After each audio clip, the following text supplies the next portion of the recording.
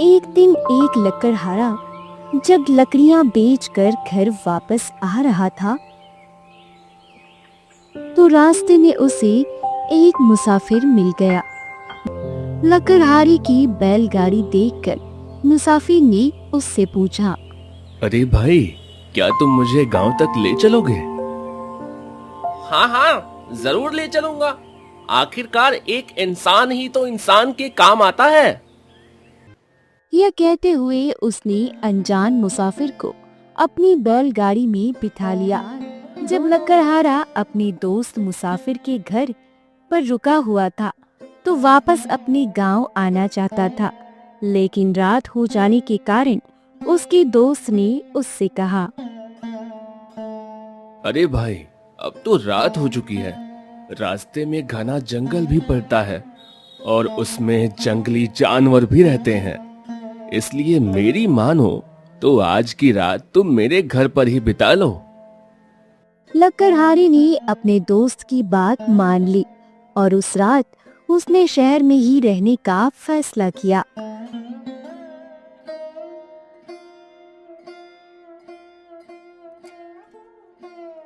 रात को खाना खाने के बाद दोनों दोस्त घूमने निकल पड़े। चलते चलते वे दोनों राजमहल के नजदीक पहुंच गए। उन्होंने देखा कि महल के पास काफी भीड़ जमा थी और वहां पर आंखों को चकाचौंध करने वाली रोशनी थी। लकड़हारे ने अपने दोस्त से पूछा, भाई, यहाँ पर इतनी भीड़ कैसे है? अरे भाई, यह हमारे शाही खंजाची का घर है और इनका महल तो राजा के महल से भी बड़ा है। अब तुम्हें तो मालूम है कि राजा के खजाने का अध्यक्ष कोई मामूली आदमी तो होता नहीं है। हाँ दोस्त, वह तो मैं जानता हूँ। लेकिन भाई, इस खजाची के ऐशो आराम के बारे में तुम नहीं जानते होगे। मैं तुम्हें आज एक ऐसा नजारा दिखाऊंगा जिसकी कल्पना तुमने सपने में भी नहीं की होगी। वह नजारा देखकर तुम दंग रह जाओगे। अच्छा, आखिर ऐसी कौन सी बात है जिसे देखकर मैं दंग रह जाऊंगा?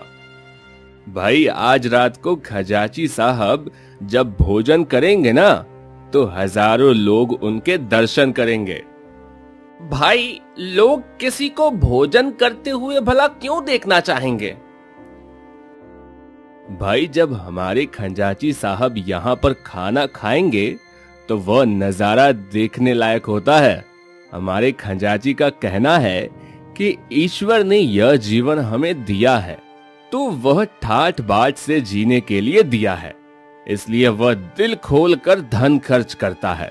उसका मानना है कि धन जमा करने के लिए होता ही नहीं है।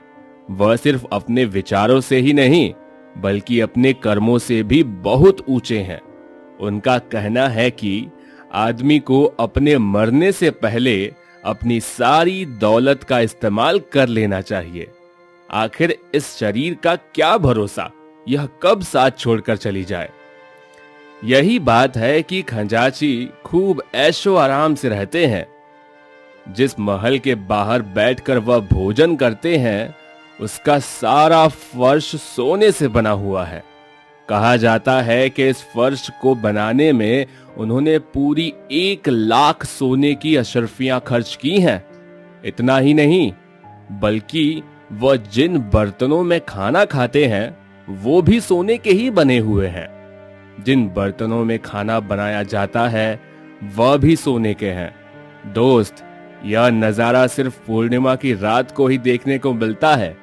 जब पूर्णिमा के चांद की सोने जैसी किरणें सोने के फर्श पर पड़ती हैं तो उसे देखकर ऐसा लगता है जैसे धरती पर एक और चांद उतर आया हो। खंजाची सोने के फर्श पर बैठकर सोने के बर्तनों में खाने का मजा लेता है। यही देखकर आसपास खड़ी जनता उसकी जय जयकार करने लगती है। अब वह दोनों एक बड़े से पेड़ पर बैठकर खजांची के घर का नजारा देखने लगे। इस दृश्य को देखने के लिए हजारों लोग वहां पर आए थे। सभी लोग सोच रहे थे। खंजाची साहब कितने खुशनसीब हैं जो यह इतने स्वादिष्ट और अलग अलग तरह के पकवानों का सोने के बर्तनों में मजा लेंगे। चारों तरफ लोग बस यही बातें कर रहे थे। सबकी निगाह मालिक, खाना तैयार हो गया है, चलिए हम भोजन परोस देते हैं। बहुत अच्छा, चलो मैं चलता हूँ। शाही खजांची वहाँ पर आया, भोजन करने के लिए बैठ गया। देखने वालों के मुंह से बस यही शब्द निकल रहे थे। वाह क्या बात है, अरे भाई ऐसा नसीब सबका नहीं होता। लकड़हारे का दोस्त सुजान एक टक खजांची को देख ही जा रहा था। दोस्त जरा मेरी बात सुनो। देखो भाई, इस तरह की पूर्णिमा की रात में इस खजांची के घर पर मैं भी एक बार भोजन करना चाहता हूँ। अरे भाई तुम कैसी बात करते हो? तुम चाहे कुछ भी कहो, मैं ऐसा जरूर करूंगा। बिना अपनी इस इच्छा को पूरी किए मुझे अब चैन नहीं मिलने वाला। भाई तुम बेकार की बातें करते हो, इस तरह का पागलपन बिल्कुल भी ठीक नहीं है। कहां पर राजा भोज और कहां गंगू तेली? दोस्त ऐसा तो मैं जरूर करूंगा और तुम देख लेना। ऐसा भला कैसे हो सकता है? मुझे तो यह असंभव लगता है। क्या तुम मेरे सच्चे दोस्त नहीं हो? इस काम में सिर्फ तुम ही मेरी कुछ मदद कर सकते हो। मैं भला क्या कर सकता हूं इसमें? चाहे कुछ भी करो दोस्त, तुम मुझे उस खजांची से मिलवा दो, शायद कुछ बात बन जाए। अरे भाई उससे मिलकर भला क्या होगा? दोस्त कोशिश करने में क्या हर्ज है? मेरे लिए कम से कम एक बार तो तुम मुझे उससे मिलवा दो। अगर मेरी इच्छा पूरी ना हुई तो मैं पागल हो जाऊंगा। ऐसी जिद को मैं सिर्फ एक पागलपन ही कहूंगा। मेरा कहा मानो और इस ख्याल को अपने दिमाग से और दिल से निकाल दो और चुपचाप अपने घर चले जाओ। इस तरह के ख्याली पुलाव बनाना छोड़ दो। मुझे तुमसे ऐसी उम्मीद नहीं थी दोस्त।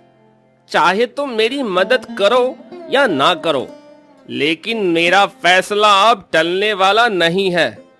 जब तक मेरी इच्छा पूरी नहीं होगी, मैं लौटकर घर वापस नहीं आऊंगा। दोस्त तुम तो बहुत जिद्दी हो। अब मैं तुम्हारा सच्चा दोस्त बन गया हूं, इसलिए तुम्हारी मदद करना मेरा फर्ज बनता है। मैं खजांची के पास जरूर जाऊंगा। खजांची के साथ भोजन करने की इच्छा ने उसे बेचैन कर दिया था। वाह रे मेरी किस्मत! क्या हुआ दोस्त? तुम्हें तो सब मालूम है दोस्त। बस जैसे भी हो तुम मेरी यह इच्छा पूरी करवाओ, नहीं तो शायद मैं जी नहीं पाऊंगा। खंजाची की तरह खाना खाने की लकड़हारे की इच्छा अब पागलपन तक पहुंच चुकी है। अब इसके लिए कुछ ना कुछ तो करना ही पड़ेगा। दोस्त मैं खंजाची के पास जाऊंगा, क्या पता वो तुम्हारी यह ख्वाहिश पूरी कर दे। आगे राम जाने। तब तक खजांची भोजन कर चुका था और भोजन करने के बाद जब वह उठकर खड़ा हुआ तो लोग उसकी जय जयकार करने लगे। लकड़हारा खजांची को एक टक देखे जा रहा था, जबकि उसका दोस्त सोच रहा था, आखिर खंजाची से कैसे मिला जाए। अचानक उसे ख्याल आता है, अरे हाँ, मेरा दोस्त शाही खंजाची की रसोई में रसोइये का काम करता है। डूबते को तिनके का सहारा होता है।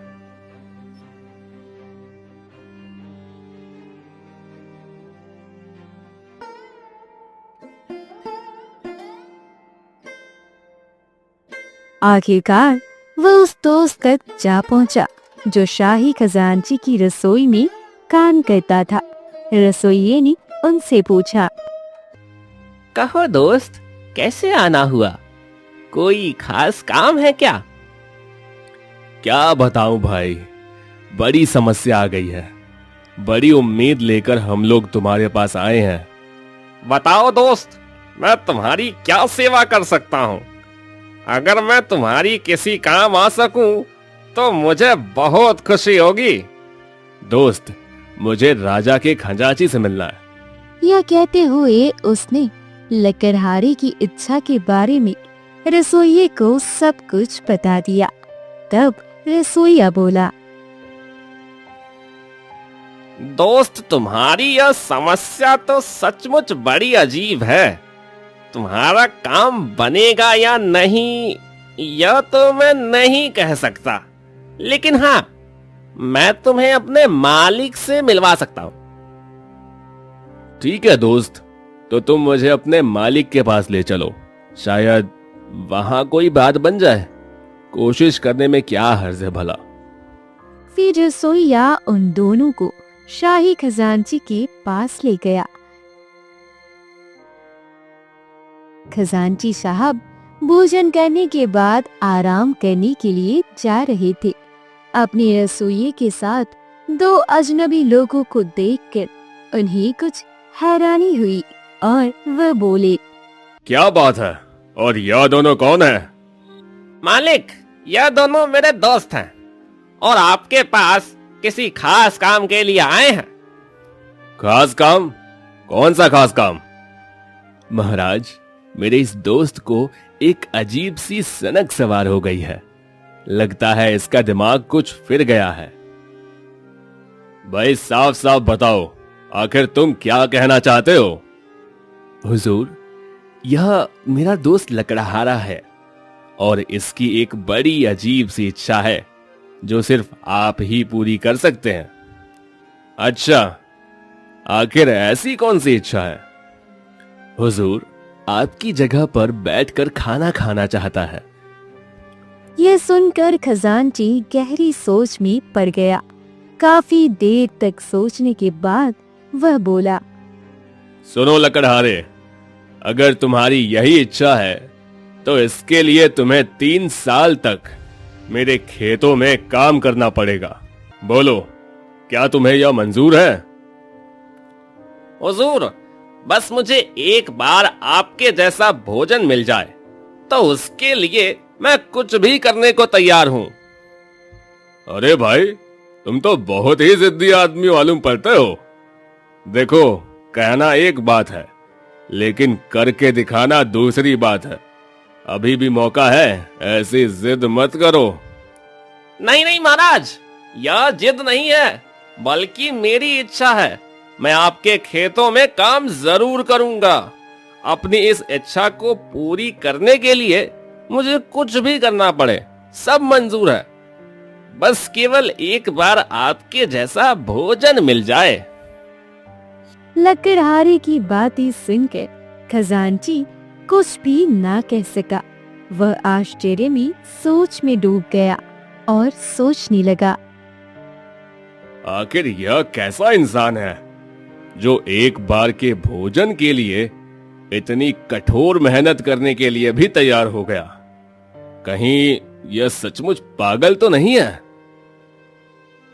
कुछ देर तक इसी तरह के विचारों में खोया हुआ खजांची लकड़हारे के मुंह को देखता रहा।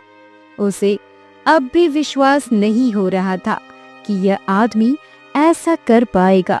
उसने फिर से कहा। देखो, जिद मत करो, कहीं तुम बीच में ही भाग खड़े हुए तो? नहीं नहीं महाराज, ऐसा कभी नहीं होगा।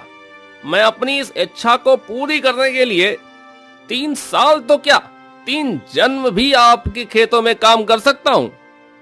लकड़हारे के इन शब्दों ने खजांची का मुंह बंद कर दिया। ना कहने के लिए कोई रास्ता नहीं था। ऐसा जिद्दी आदमी उसने पहली बार देखा था। वो मन ही मन लकड़हारे की बेवकूफी पर हंस भी रहा था, लेकिन क्योंकि अब वह वचन दे चुका था और फिर बात पक्की हो गई।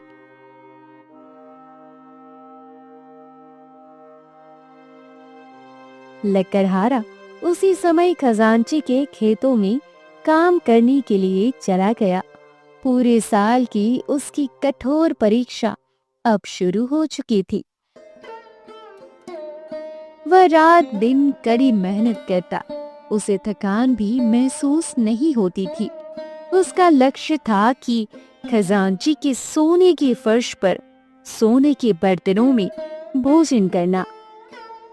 अपने इस लक्ष्य को सामने रखकर ही वह हमेशा काम करता रहता। खजांची के खेतों में और भी कई मजदूर काम करते थे, लेकिन वह भी इतनी मेहनत नहीं करते थे।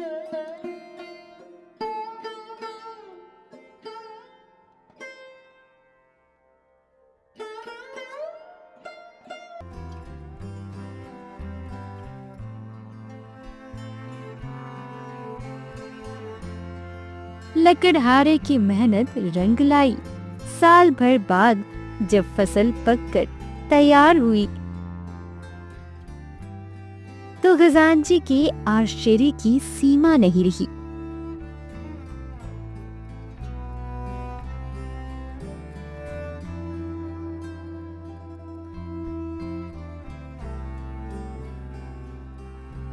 धीरे धीरे 3 साल बीत गए। लकड़हारे का यह परीक्षा काल अब समाप्त हो चुका था।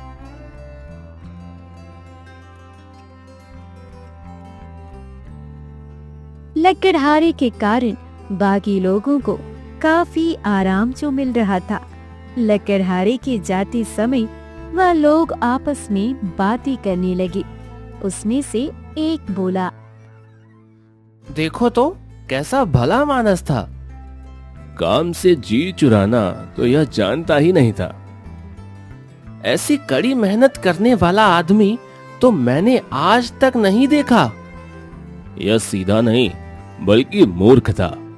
मूर्ख नहीं बल्कि यूं कहो तो जिद्दी था। लेकिन ऐसी भी क्या जिद कि अपने ही पैरों पर कुल्हाड़ी मार ले। आखिर इस जिद के बदले में उसे मिला ही क्या?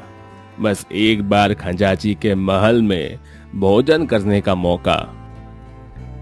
अरे भाई, जो भी हो, यह भला आदमी था। ऐसे आदमी संसार में कम ही होते हैं। भगवान उसका भला करे। जब लकड़हारा खजांची के पास पहुंचा तो बोला, प्रणाम स्वीकार करें महाराज। मैंने मेहनत करने में कोई भी कमी नहीं रखी। अब मैं आपकी सेवा में हाजिर हूँ। शाबाश, तुम सच में एक मेहनती आदमी हो। तुम अपनी परीक्षा में बिल्कुल खरे उतरे। तुम्हारी मेहनत के कारण मुझे बहुत मुनाफा हुआ है। महाराज, ये तो मेरा फर्ज था। खैर, जो भी हो, संयोग से कल पूर्णिमा भी है। कल तुम्हें तुम्हारी मेहनत का नतीजा मिल जाएगा। कल तुम मेरे महल के सोने के बर्तनों में खाना खा सकोगे। ये सुनकर लकड़हारा बहुत ही खुश हुआ और बोला, यह तो आपकी मेहरबानी है हुजूर। किस्मत से कल मेरी इच्छा पूरी हो जाएगी। क्या तुम जानते हो कि तुमने मेरे खेतों में जो मेहनत की है उसकी वजह से मुझे 3 साल में 3000 सोने की अशर्फियों का फायदा हुआ है। महाराज, इसमें मेरा क्या? मैंने तो सिर्फ मेहनत की है। खेत तो आपके ही थे। कल तुम मेरे महल में भोजन तो करोगे, इसके साथ ही तुम एक दिन के लिए मेरे इस महल के मालिक बनकर रहोगे। मेरे कहने का मतलब यह है कि कल तुम यहाँ पर भोजन तो करोगे ही, इसके साथ ही साथ इस घर में जो भी तुम करना चाहो वो कर सकते हो। महाराज, यह आप क्या कह रहे हैं? मैं एक गरीब लकड़हारा भला इस महल का मालिक कैसे हो सकता हूँ? मैंने तो सिर्फ एक दिन के भोजन की शर्त रखी थी।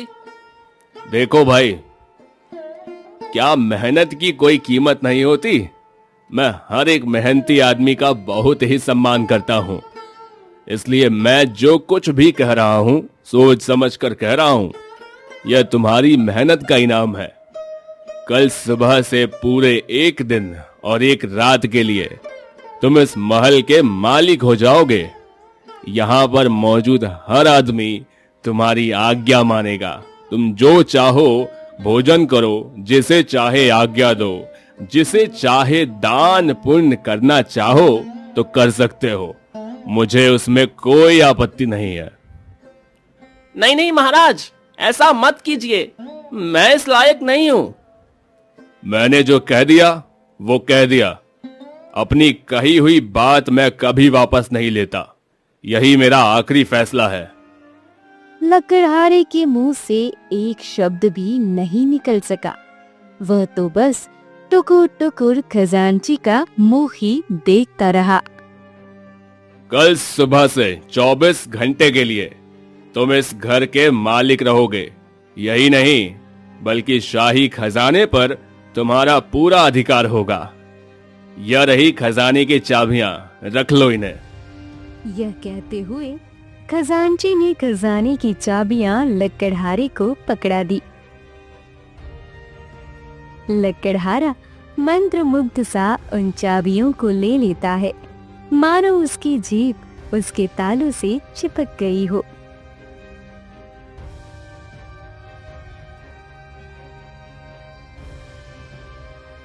दूसरे दिन जब लकड़हारा उठा तो वह राजा का खजांची था। उसने शाही पोशाक पहनी थी और फिर रथ पर बैठकर घूमने के लिए निकला। तो लोग नई शाही खजांची को देखकर बड़े हैरान थे। वह उसे प्रणाम करने लगे। उसका वह दोस्त भी उसके साथ बैठा हुआ था।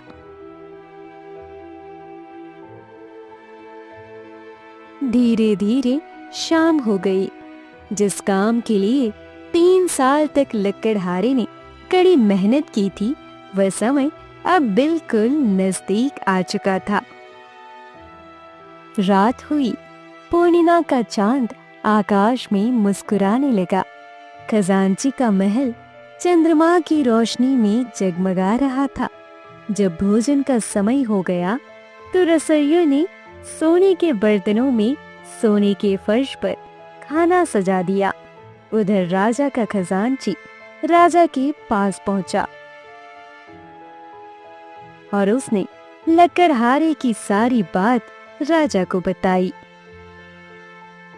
राजा अपने खजांची के साथ भेष बदलकर उसके महल की तरफ चला गया।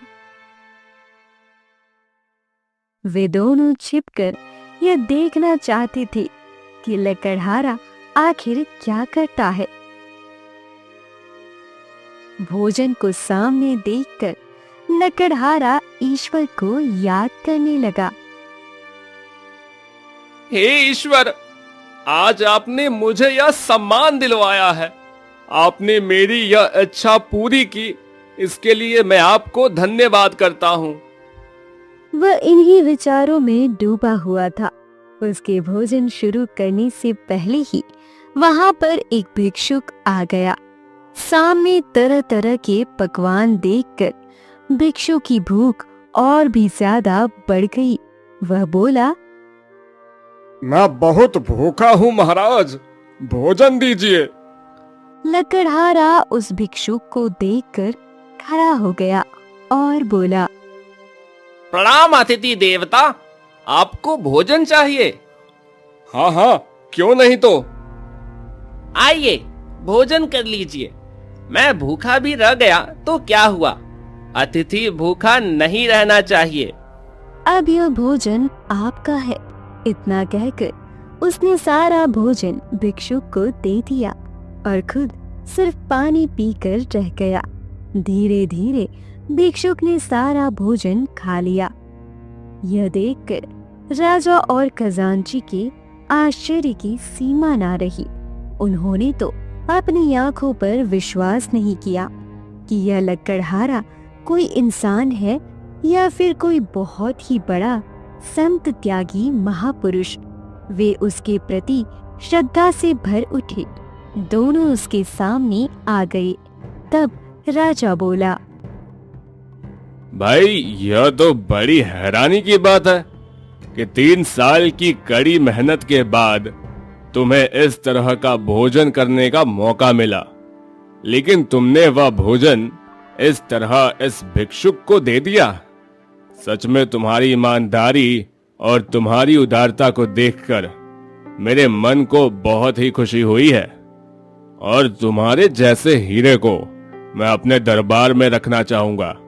क्या तुम मेरे दरबार में शाही दरबारी होना मंजूर करोगे? मैं तुम्हें अपना विशेष सलाहकार बनाकर अपने दरबार में रखूंगा। बताओ, क्या तुम्हें यह नौकरी मंजूर है? यह देखकर लकड़हारा बहुत ही खुश हुआ। खुशी के मारे उसका गला भर आया। वह बोला, अन्नदाता, मैं तो आपके पैरों की धूल हूँ, और फिर मुझे इतना बड़ा पद दे दिया गया। इसके लिए किस तरह से आपका आभार प्रकट करूं? वह सब तो ठीक है। मुझे पूरा विश्वास है कि तुम पूरी ईमानदारी से इस ओहदे पर काम करोगे।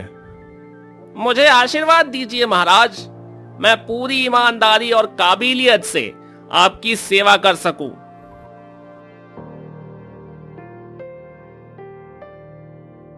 अब वह लकड़हारा अपनी विचित्र इच्छा के कारण राजा के दरबार का एक शाही दरबारी बन चुका था। राजा ने उसे अपने विशेष सलाहकार के तौर पर अपने दरबार में रख लिया था। कुछ दिन यूं ही बीते। एक दिन राजा के मन में 3 सवाल उठे। उसने सोचा, क्यों ना अपने इन 3 सवालों के जवाब अपने नए सलाहकार से पूछे जाएं। राजा ने लकड़हारे को अपने पास बुलाया, जो कि अब राजा का दरबारी बन चुका था। राजा ने उससे पूछा, मेरे मन में 3 सवाल उठ रहे हैं। मैं चाहता हूं कि तुम मेरे इन 3 सवालों का जवाब दो। कहिए हुजूर, मैं अब पूरी कोशिश करूंगा कि आपके इन सवालों के जवाब दे सकूं। मेरा पहला सवाल है कि ईश्वर कहां पर रहता है। मेरा दूसरा सवाल है कि ईश्वर का मुंह किस दिशा में है। और मेरा तीसरा सवाल है कि ईश्वर आखिर करता क्या है। अगर तुमने मेरे इन 3 सवालों के जवाब सही सही दे दिए तो मैं तुम्हारा ओहदा और भी ऊंचा कर दूंगा। महाराज, आपके इन सवालों के जवाब खोजने के लिए मुझे 1 दिन का समय चाहिए। मैं कल सुबह आपके दरबार में हाजिर होकर आपके सभी सवालों का बिल्कुल संतुष्टिपूर्ण उत्तर दे दूंगा। ठीक है, तो आपके पास कल सुबह तक का वक्त है। आप सुबह आकर मुझे मेरे सवालों के जवाब दे दें।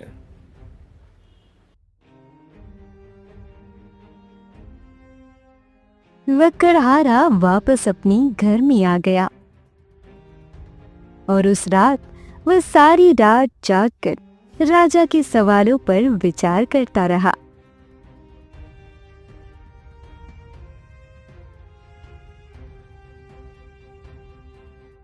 अगले दिन सुबह वह जल्दी उठकर तैयार हुआ और फिर सीधा राजा के दरबार में जा पहुंचा। राजा ने कहा, आइए दरबारी साहब, आइए। मुझे पूरी उम्मीद है कि आप मेरे 3 सवालों के जवाब जरूर लाए होंगे। जी हाँ हुजूर, मैं आपको आपके सवालों के जवाब सही सही दे दूंगा। फिर वह मन ही मन सोचने लगा, अगर मैंने राजा के सवालों के जवाब सीधे सीधे दे दिए तो शायद राजा मेरे जवाबों से संतुष्ट नहीं होगा। इसलिए उसने मन में कुछ विचार किया और फिर राजा से कहने लगा, आपके सवालों का जवाब देने से पहले मेरी आपसे एक प्रार्थना है। आप तो जानते ही हैं कि सवाल पूछने वाला एक शिष्य होता है और उन सवालों के जवाब देना गुरु का काम होता है। ऐसे में मैं आपका गुरु हुआ और आपको गुरु और शिष्य की परंपरा को आगे रखते हुए मुझे किसी ऊंची जगह पर बैठाना होगा और आपको नीचे बैठना होगा। राजा अपने सलाहकार की ऐसी बात सुनकर कुछ हैरान हुआ, लेकिन फिर भी उसने उसकी बात मान ली।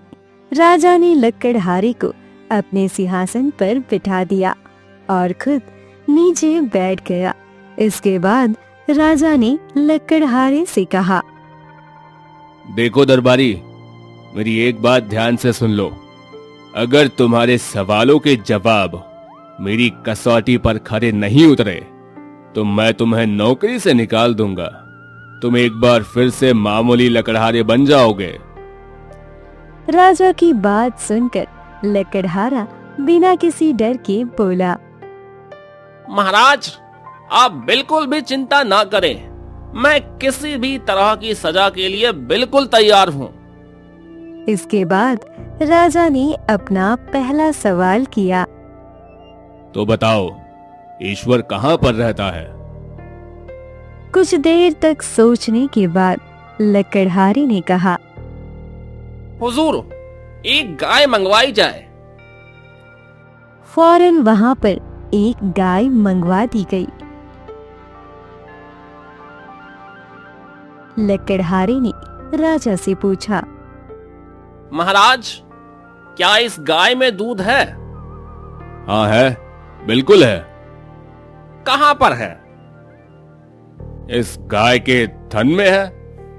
हुजूर, आपका जवाब बिल्कुल गलत है।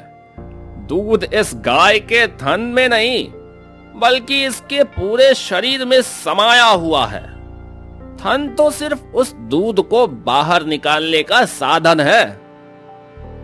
इसके बाद लकड़हारे ने एक लोटे में थोड़ा सा दूध मंगवाया और वह लोटा उसने राजा को दिखाया और पूछा, हुजूर, क्या इस दूध में मक्खन है? हाँ, जी हाँ, बिल्कुल है। तो बताइए कि वह मक्खन कहाँ पर है? राजा लकड़हारे की इस बात का कोई जवाब नहीं दे सका।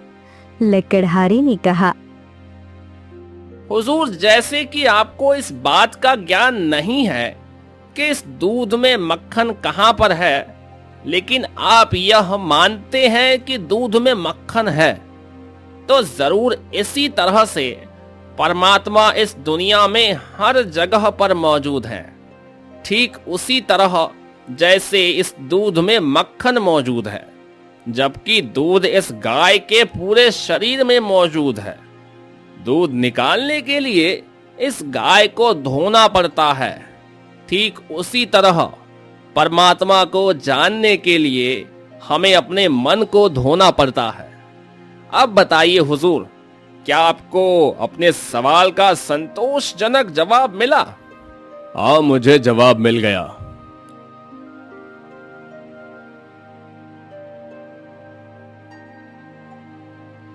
अब राजा ने अपना दूसरा सवाल पूछा, परमात्मा अपना मुंह कौन से दिशा में रखता है? पूर्व में या पश्चिम में या उत्तर में या दक्षिण में? यह सवाल भी बहुत ही अजीब था। सवाल सुनकर लकड़हारे ने एक दिया मंगवाया। लकड़हारे ने वह दिया जलाया और फिर राजा को पूछा, हुजूर, बताइए कि इस दिए की लौ का मुंह किस तरफ है? पूर्व में या पश्चिम में, उत्तर में या दक्षिण में? इस दिए की लौ का मुंह तो ऊपर की तरफ है। बिल्कुल ठीक बात है, लेकिन इसका प्रकाश चारों तरफ बरकरार फैला हुआ है। ठीक इसी तरह परमात्मा भी हर दिशा में दिखता है। यह जवाब सुनकर राजा बहुत ही खुश हुआ। लकड़हारे के ज्ञान ने उसे काफी प्रभावित किया। अब राजा ने अपना तीसरा सवाल पूछा, परमात्मा आखिर करता क्या है? हुजूर, कुछ दिन पहले तक मैं एक मामूली लकड़हारा था, लेकिन देखिए आज मैं आपकी गद्दी पर बैठा हूँ, जबकि आप इस गद्दी से नीचे मेरी जगह पर बैठे हैं। परमात्मा बस यही करता है कि वह लगातार इस दुनिया में परिवर्तन करता है। वह राजा को रंक और रंक को राजा बना देता है। कभी किसी आदमी को आदर सत्कार मिलता है तो कभी किसी दूसरे को। यह सब बातें करने के बाद लकड़हारा चुप हो गया। राजा को अपने सवालों के जवाब बिल्कुल सही सही मिल चुके थे। अपने दरबारी लकड़हारे की बातों ने राजा पर ऐसा असर किया कि राजा ने उसे अपना मंत्री बना लिया।